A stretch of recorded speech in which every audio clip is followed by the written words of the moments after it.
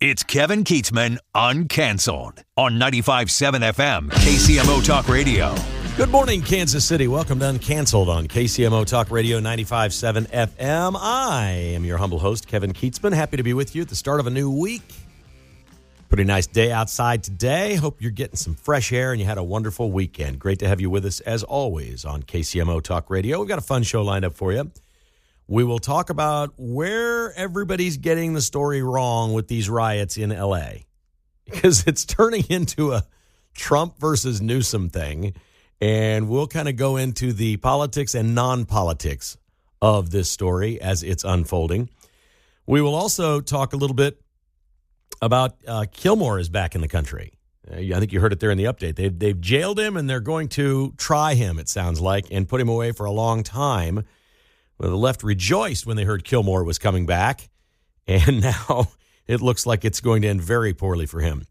At 10:30, I've been racking my brain really hard trying to figure out how it is, like the stadium deal in Kansas City. We know what the Royals want. They want a new stadium. We just don't know a location. They're going to have a new stadium. They are not continuing in Kauffman. They have said as much. It's over. The Chiefs have played this cat and mouse game where they've talked about a new stadium and they've talked about a renovation. The renovation, it sounds like, is going to be about $1.2 billion. But the renderings they put out, as you know, looked like a seventh grader drew them. And it was some sort of a little walkway and a couple of tents and a canopy and I don't know what. There was not much. Certainly wasn't $1.2 billion. So I've been trying to figure out how the Chiefs are going to spend $1.2 and what they're up to. And I think I have cracked the code. I've not spoken with anybody. I don't have any inside information, but I researched this all weekend. I think you're going to like it. You definitely want to stick around at 10:30 and hear what it looks like the Chiefs may be doing if they stayed at Arrowhead Stadium, which I'm not convinced they will do. Of course, we'll check in with Mark at the end of the program today as well. We got a lot to talk with him about, including who the heck was the Royals pitcher yesterday in the ninth inning that almost lost that game. He looks like the Royals manager. Maybe Mark will be able to crack that code for me. We'll start with the riots in L.A., which clearly is a winning issue for Trump, because what you have is illegal aliens protesting on behalf of criminal illegal aliens, people who've committed crimes in addition to the crime of coming in illegally, which is a crime. And you can be deported for that. Just for that, you can be deported.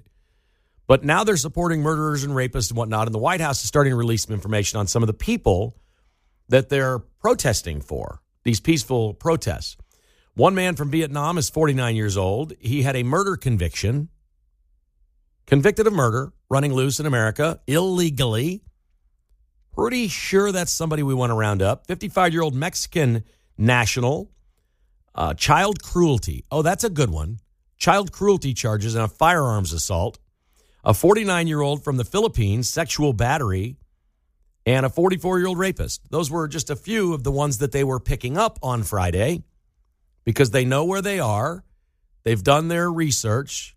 We talked about they were basically doing in L.A. what they did in Boston 2 weeks ago, where they picked up 1,500 people with criminal convictions. Folks, these are not alleged criminals. These are people with convictions that are either convicted in another country roaming free in our country or convicted here and allowed to go free because they're in a blue state. And they're just allowed, oh, we feel bad for you. You're an immigrant. We'll let you loose. It's a shame you killed that person, but we'll let you go. We don't think you're going to do any harm to our society going forward. So what's beyond stupid in this argument is Gavin Newsom, who says what Donald Trump is doing is illegal. Gavin Newsom is defending people that are here illegally and have committed more crimes, which is illegal, and are committing actions in the street against ICE agents that are illegal. You can't throw bricks at an ICE agent. That's against the law. That's illegal. So we've got triple illegal seeing in front of us, many of them carrying Palestinian flags. Many of these are Muslim people that hate Jews, and they don't care. Once the riots and protests are on, whatever your grievance is, you're all in. You're like, oh, crap, this is happening. I'm driving down there. And then these idiots start ordering Waymos on the app. Waymos are robo-taxis. And they order like they're getting picked up in a Waymo. When it arrives, they set fire to it. I mean, this is insane what these people are doing and what they're standing for. All in defense A, of illegal aliens, but B, illegal criminal aliens. So here's what's really going on. I think this is the most important part. This is why the 2.0 version of Donald Trump is so great. What we have is Gavin Newsom trying to play politics. And in doing so, he's saying Trump's doing something illegal. This is all political for him. He's trying to do this. Well, what you actually have in Donald Trump is somebody who is not playing politics anymore. There's no politics left in Trump. The closest thing to politics left in Trump is settling on a big, beautiful bill and saying, well, I understand the political landscape of Washington, D.C. is I can't get the exact bill I want passed. Okay, so you can call that playing politics, whatever. When you're sending in the National Guard, you're sending a statement. And you know what else you're doing?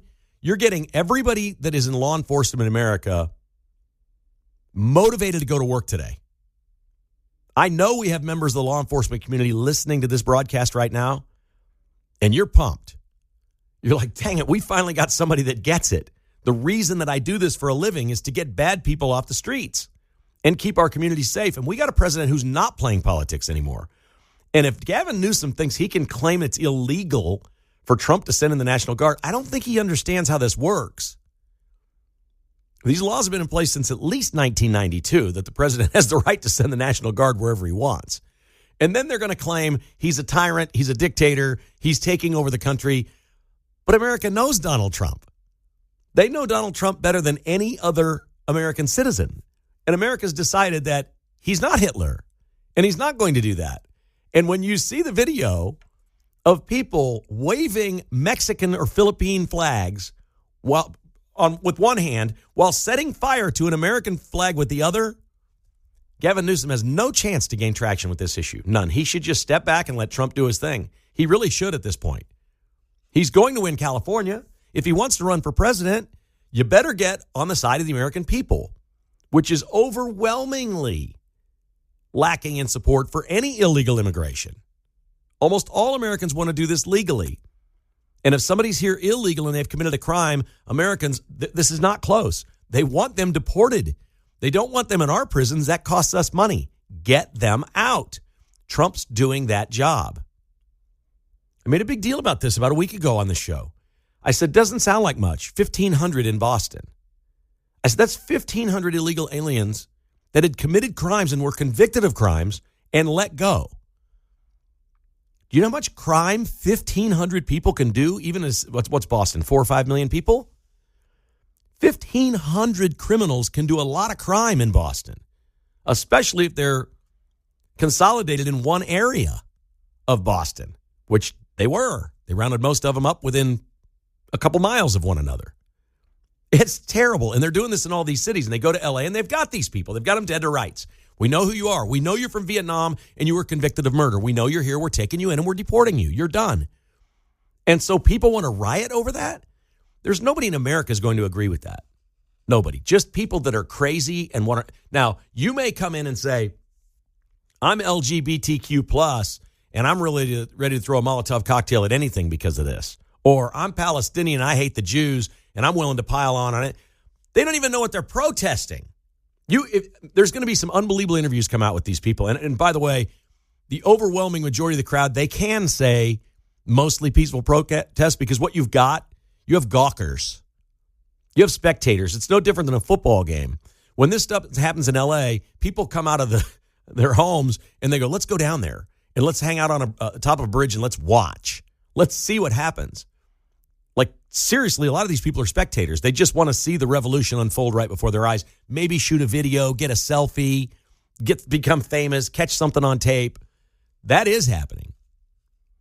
But you can't throw bricks through cop car windows. You can't do the things these people are doing to cops. And I think if they walk up and ask these people what they're upset about, they won't even be able to say it.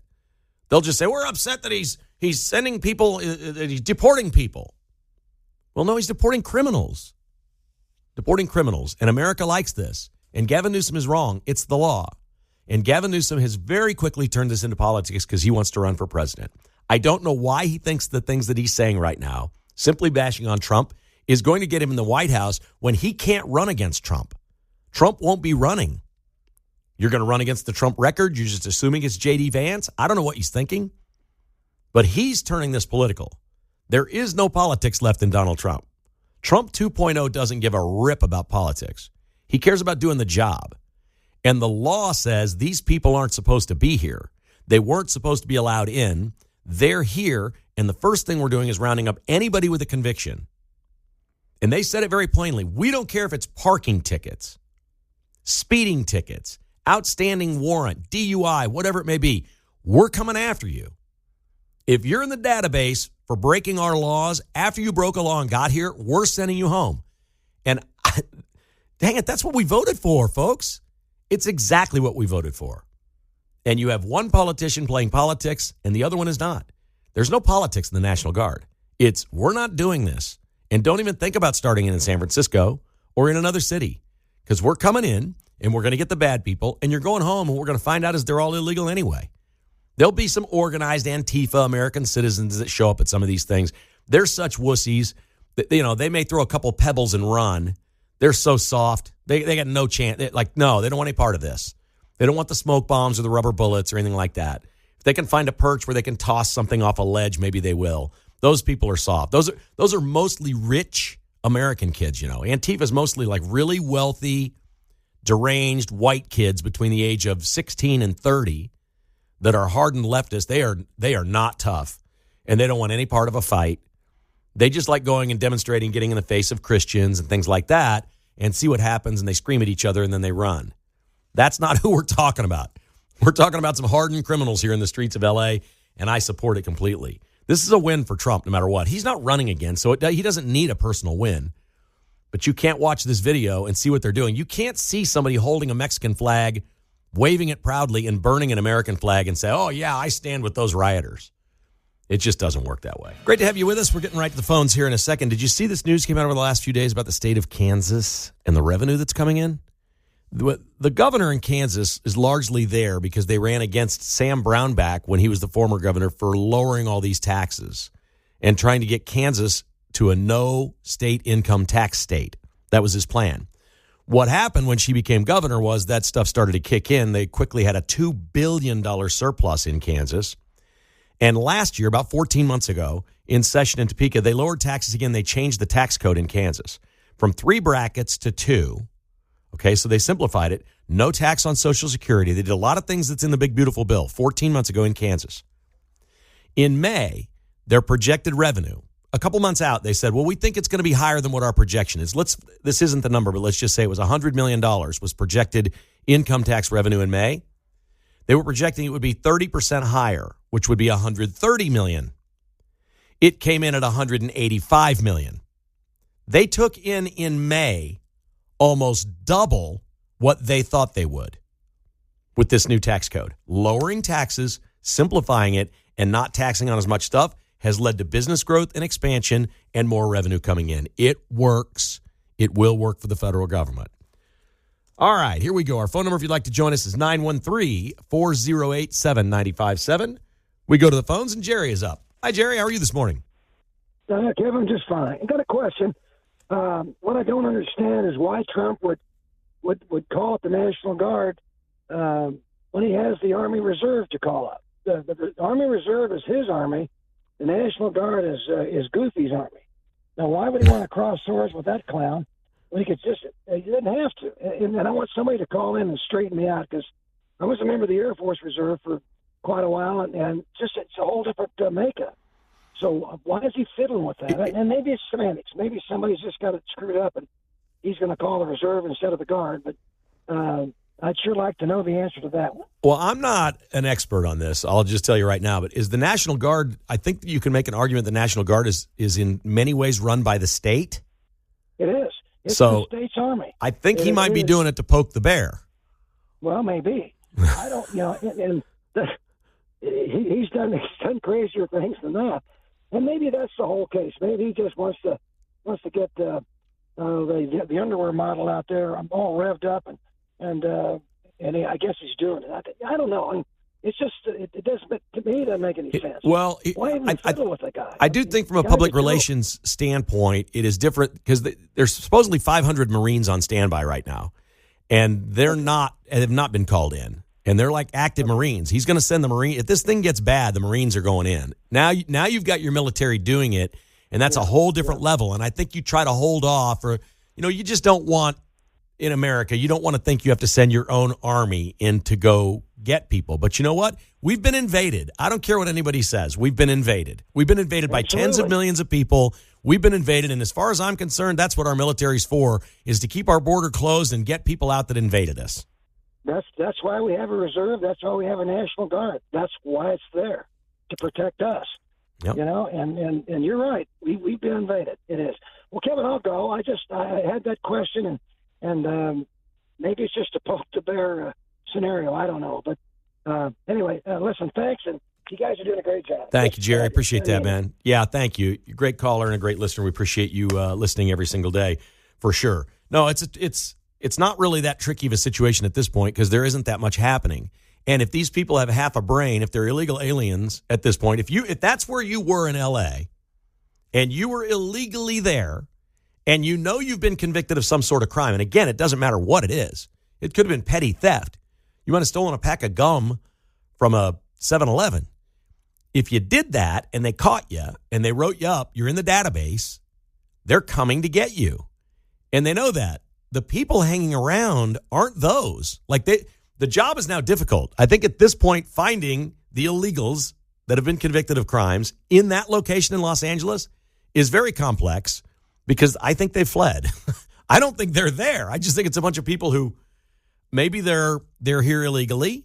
Maybe they have no criminal background. Maybe they have family. They've had children since they got here. They've got a pretty good job. They like their life. But I'll be darned if I can understand, if that's your situation, how you're carrying or wearing a shirt of the flag of where you came from while demonstrating against or burning the flag of the country you live in. I don't get that. It's one of those things. So let's just say I committed a heinous crime, all right? And I know I got to get out of here before I get caught. So I go to Mexico. I killed somebody. And now I got to go to Mexico. I flee to Mexico. I get there illegally. I don't go through I sneak across the river. I'm living on whatever. They're going to find me and give me a debit card, free food, a place to stay, and some Medicare. What do you think happens if I look at somebody the wrong way in Mexico and they pick me up and they know that I'm wanted for murder in the United States?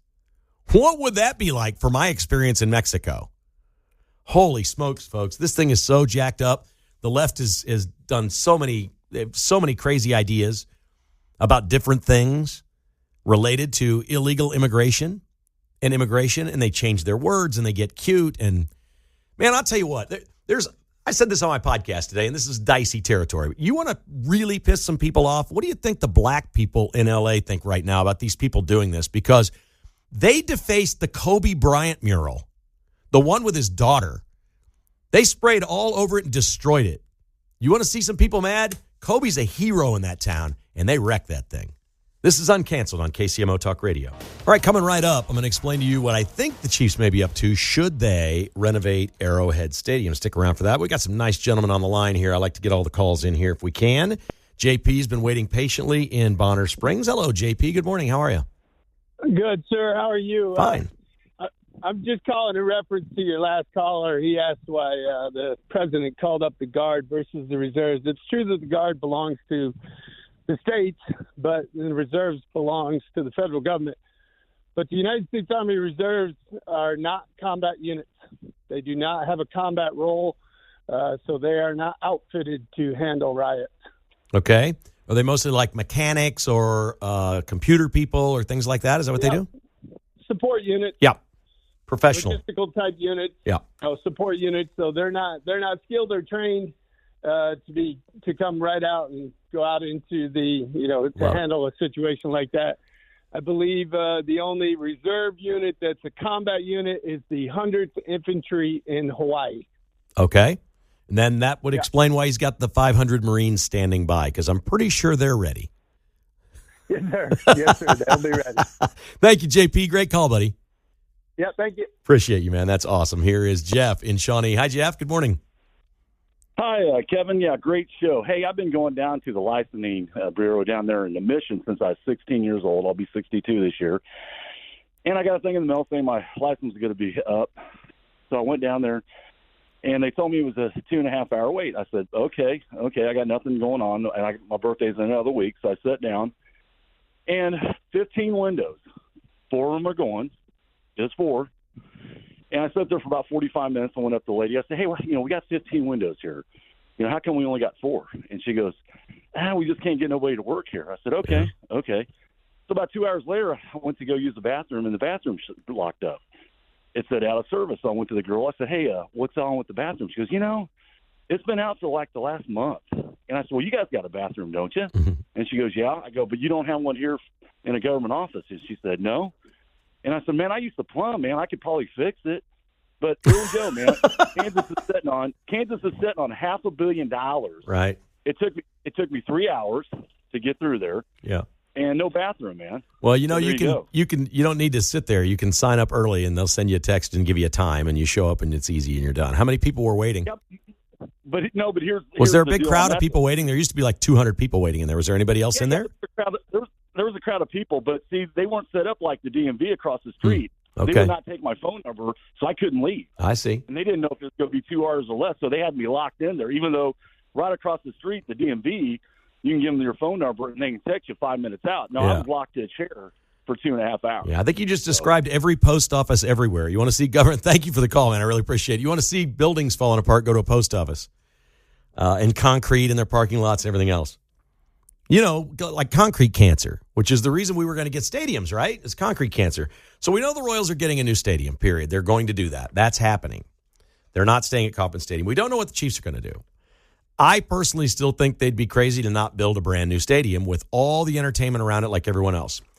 And I revisited that this weekend when we actually bumped into somebody that in 1998 won a free trip from WHB Radio. Well, it might have been KCTE then. We went every year to the Chiefs-Broncos game in Denver. We took our best sponsors, and we would take contest winners. And a lady said, hey, I don't know if you remember me or not, which I didn't. 27 years ago, I won a free trip. We went to Denver. You guys were great, the whole thing. I'm like, yeah. She's like, that was the old stadium. I said, yeah, how old is the new stadium? So I looked it up. And when I did a Google search on Denver Stadium, they've played 23 years at their new stadium. But that's not what pops up when you Google search Denver Broncos Stadium. What pops up is they have a plan for a $5.3 billion brand new stadium with an entertainment complex around it about 15 miles away. They're done with that stadium. It doesn't generate the revenue that they need. They built that stadium for $400 million, which in today's dollars would be about $760 million. That's less than $1 billion. So that gives you an idea of the difference between what they're spending now and what they're building compared to what they have. Last year, Denver Stadium was ranked the number 9 stadium in the NFL. It's a good stadium. There's nothing wrong with it. It does not generate revenue outside of football the way that the football owners want it to. So they're eyeing a $5.3 billion development near the airport out in the flatland. This would be to the east of downtown Denver. There's a couple of other players. I don't know where Lone Tree is, but they're looking at a community out there called Lone Tree as well. But they had floated the idea around of trying to put a dome on it or do something else and maybe get a Super Bowl and keep what they have, but it still wouldn't generate revenue around the stadium. So they're looking at $5.3 billion. So I spent the whole weekend researching the stadiums that are being built right now. And what I found is in Tennessee, where they're building a stadium, the most interesting feature of the stadium there, which is $2.3 billion, right next to the old stadium, is a non-retractable 350,000 square foot cable net ethylene tetrafluoroethylene roof system, ETFE, which allows sunlight to filter through translucent, lightweight panels. It will never open. It's cheaper if it never opens. You'll feel like you're outside because the sun is coming in. And anytime Kenny Chesney wants to have a concert there, you're not going to get rained on. It's much cheaper. It's a little bit like what the Chiefs saw in Germany when they played over there the last time. In Nashville, they said what we've done is we're going to build the inside of our stadium like Nashville. There's going to be honky-tonks and bars and all this stuff inside here. There's going to be indoor entertainment that corporations can use, outings, weddings, all this different stuff.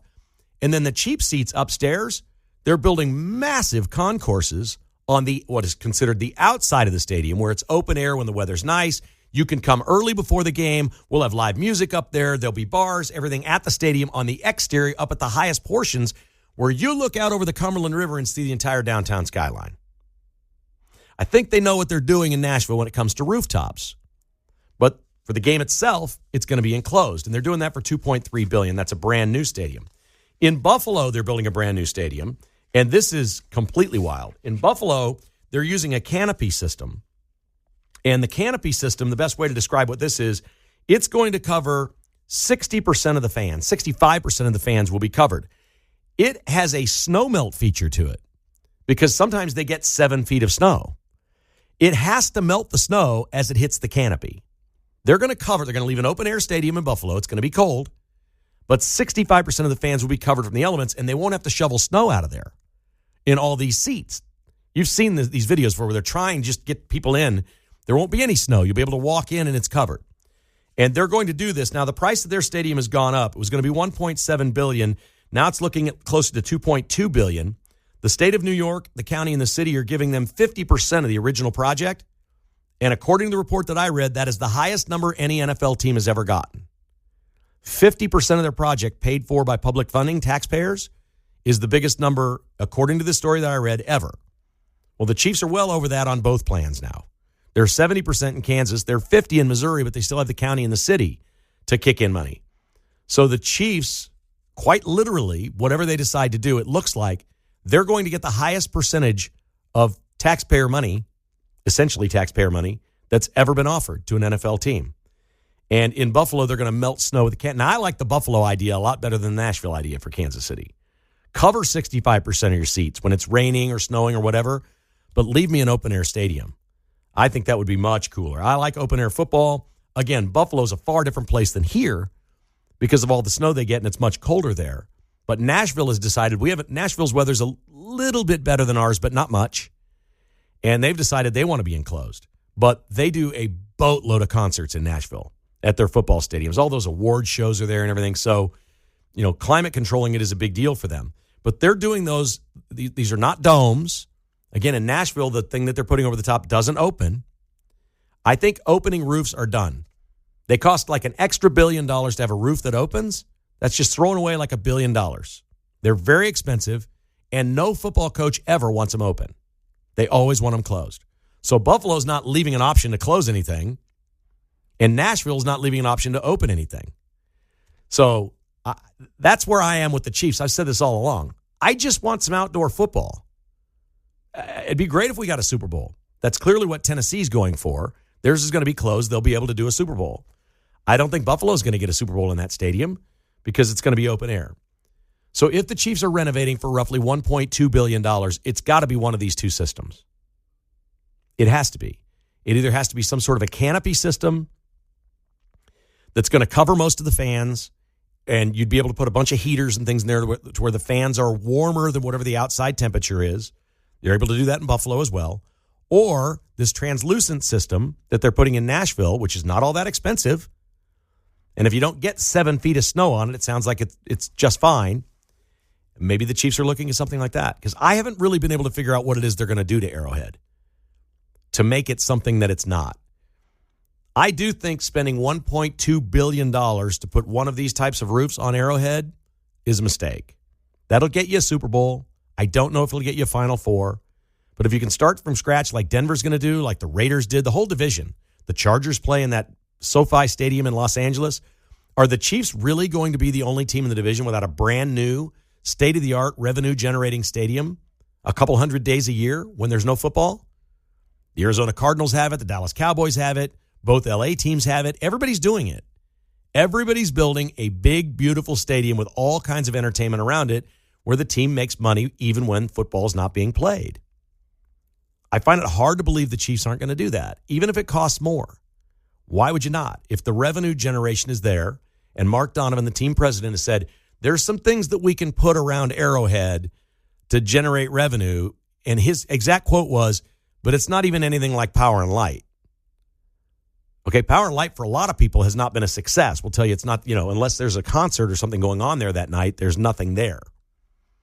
And so the Chiefs are trying to build a place where if there's nothing in the stadium, it still generates revenue. It becomes its own destination. Other teams have been very successful at that. They've done that in Phoenix in a beautiful way. They have everything there now. They've got resort golf courses, casinos, go-kart tracks, Top Golf, anything entertainment you can think of. It's all right next to where the Cardinals built their stadium, 15 years ago? And everything is there around it, and the Cardinals have their hands in all of it. And they're making money hand over fist.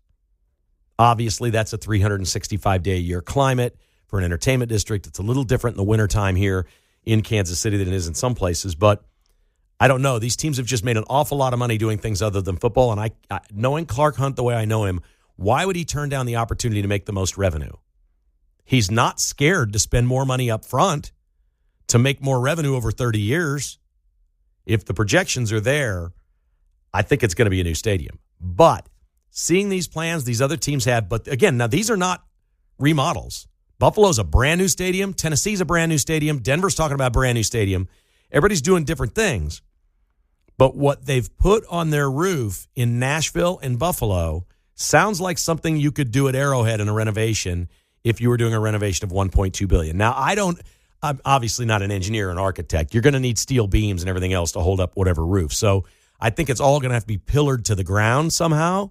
I don't think the shell of the stadium is prepared for that. It's just concrete. So I don't know, but that could absolutely be what they're looking at. And it's kind of good to know. I just wish the Chiefs were more open about some of this stuff. Like, we might renovate. If we do, it would have something to do with a different kind of roof or different type of enclosure for the fans or amenities for the fans that will really make the environment great. I think 65% of the seats covered with able to climate control them just a little bit, obviously keep you dry and out of the wind, but to have enough heaters up under the overhangs and stuff that you could feel a little warmth off that when it's really cold, I think that sounds really interesting. And yet still have an open-air stadium where if it is raining, the players are out there playing in the rain. Who doesn't love that? If it's snowing, the players are out there in the snow. That sounds fantastic. I don't ever want to turn a Buffalo game on and watch the Bills play when I know that they're getting 3 feet of snow over the weekend and they're not playing in the snow. I want to see that football. Their slogan for their new stadium, built for Buffalo. That's what they say. We're built for Buffalo. That means we're leaving an open air where it's going to snow all over these players. I just think it's fantastic. I love that. All right, Uncanceled continues. We'll check in with Mark, see what his parlay action was over the weekend. I know he's been betting on Jack Caglione, and Caglione was 4 for 4 yesterday. We'll see how that went next on KCMO. Welcome back to Uncanceled on KCMO Talk Radio. Great to have you with us to start your week right. The Vince Show is coming up in just a few minutes. He'll have much more on what's going on out in Los Angeles, where it looks like it's fairly quiet today. I think maybe this thing's just flat over, which would be nice. Send the message, say we're not dealing with this, and it is over. We would all be in for that. Did you see the American woman that won the French Open this week? Her name's Coco Gauff. She is a young superstar and the first American to win it in quite some time. She said afterwards what it was like to be the first American in several years or whatever to win the French Open. And she said, I'm definitely patriotic. I'm so happy to represent people who look like me and don't feel supported. She's black. And then she talked about a down period after the election in November and how she felt. I'm like, what? You just won the French Open, and they're asking you how it feels to be an American, and you can't just pipe down and say, it's great to be an American. Love my country, and I'm proud to be here and win the French Open. And she couldn't do it, Mark. She couldn't do it. She had to say, represent people who look like me that don't feel supported. What is it that Donald Trump doesn't support about people that look like her?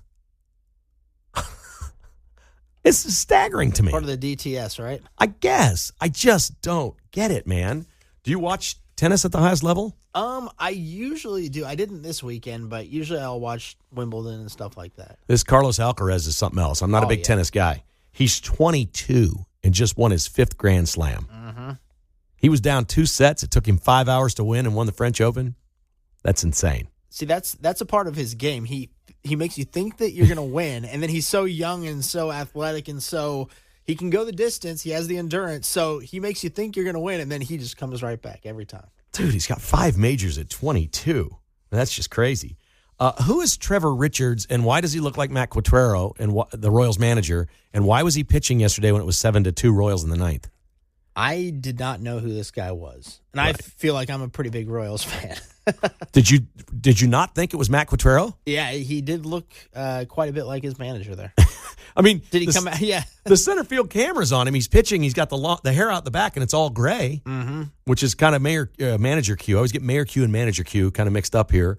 Manager Q, and I'm like, is Matt Quatrero pitching for the Royals in the ninth inning now? Pitcher manager. Man, Richards, I haven't seen today. I'm guessing he's not on the team anymore after what happened yesterday. I'm assuming he's DFA'd at this point, right? The Royals won, and Jack Caglione, the rookie sensation to be, was 2 for 21 in his first week in the major leagues and went 4 for 4. What'd you see in his stroke on Sunday, Mark? I liked it. He hit the extra bases. The only thing was Salvi was clearing the bases actually before he got a chance to get some RBIs. But, yeah, I think it looks good. I think he just had to settle down, get back into the flow of things, and now you've got the first homestand. So maybe we get to see his first home run Wednesday. That'd be cool. That'd be fun. The Yankees are coming to town. Tuesday, Wednesday, Thursday, Yankees, Royals. That's going to be fun. So I was thinking about, one of the big things for baseball players is their flight home after a road trip or their flight out after a homestand. And the Royals finished 3-3, and they finished on a win. Matt Quatrero was terrible on this homestand. He couldn't have managed worse than he did. And this guy's been a good manager. I've got almost no beefs about him.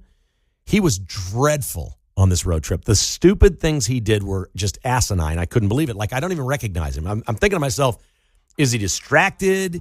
Does he have a personal issue? Where's his head? Because I didn't even understand some of the stuff he was doing. It was so crazy. But they got on that plane and felt pretty good and came home 3-3. And the most important thing is Jack Caglione got on that plane and must have felt like king for a day. What do you think? He had like steak and lobster on the way back from Chicago? Hopefully. Maybe a little champagne, glass of wine. Yeah. I'm happy for him. That took a 4-for-4 game will take all the pressure in the world off. Good stuff. Vince Show is coming up next. Thanks for listening to Uncanceled.